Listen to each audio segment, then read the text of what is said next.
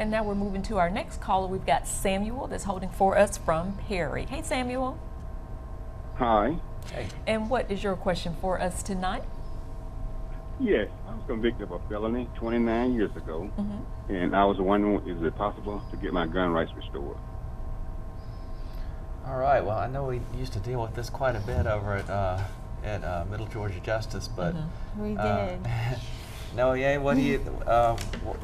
What if anything can this gentleman do to get his gun rights restored?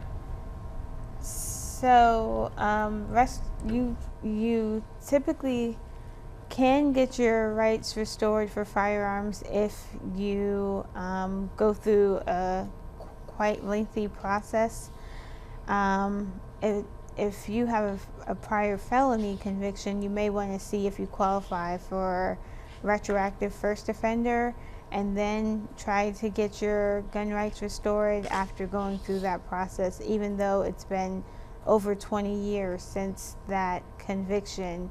You still want to go through both processes just to make sure that it will result in you receiving your firearms back. You said somewhat of a lengthy process. Is that for the retroactive first offender or some other alternative?